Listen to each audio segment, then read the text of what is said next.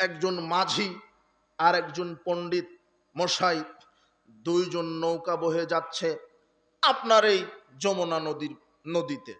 এপার থেকে এটা সারিয়াকান্দি ঘাট থেকে আপনার ওই পারে কি ঘাট আছে, মাদারগঞ্জ ঘাটে যাবে। তো মাঝি আর পণ্ডিত মশাই সারিয়াকান্দি ঘাটে উঠেই এখন পণ্ডিত মশাই বলছে, মাঝি তুমি কি ভূগোল জানো? ভূগোল তো পণ্ডিত তো ভূগোল এগুলি পড়েছে, ও তো জানবে। পণ্ডিত মাঝিকে বলছে, মাঝি তুমি কি ভূগোল জানো? মাঝি বলছে, কি বলছেন?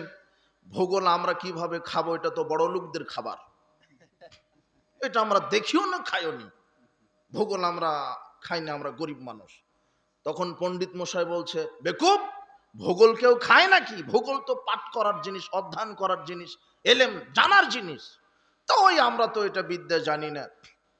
তখন পণ্ডিত মশাই বলছে, তাহলে তো তোমার জীবন 4 আনায় বৃথা হয়ে গেল, ভূগোলই জানো না তো কি আর জানো। এরপরে পণ্ডিত মশাই বলছে, তুমি কি দর্শন জানো? আবার মাঝি বলছে, না না, এটা তো বড় লোকদের খাবার, আমরা খাবো কোথায়, দেখিও নি খাইও নি। পণ্ডিত মশাই বলছে, তাহলে তো তোমার জীবন 8 আনায় বৃথা।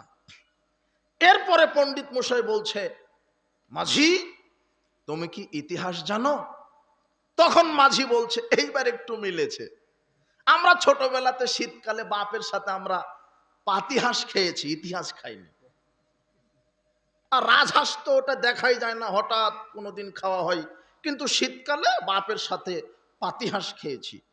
তখন পণ্ডিত মশাই বলছে, আরে বেকুব, ইতিহাস ওই পাতিহাঁস নয়, এগুলি জানার বিষয়। এই আলোচনা করতে করতে পণ্ডিত মশাই বলছে, তাহলে তো তোমার জীবন 12 আনায় বৃথা, 4 আনা আছে। কি শিখেছো জীবনে? ইতিহাস জানো না, ভূগোল জানো না, দর্শন জানো না, তোমার জীবন তো 12 আনায় বৃথা হয়ে গেল। এই আলোচনা করতে করতে আকাশ থমথমে ভাব, কালো মেঘ, কালো মেঘের ঘন ঘটা, জলোচ্ছ্বাস শুরু হয়েছে, নৌকা উতাল পাতাল করে। এমন সময় মাঝি পণ্ডিতজিকে বলছেন, পণ্ডিত মশাই আপনি কি সাঁতার জানেন? এবারে পণ্ডিত বলছে, মাঝি আমি তো সাঁতার জানি না।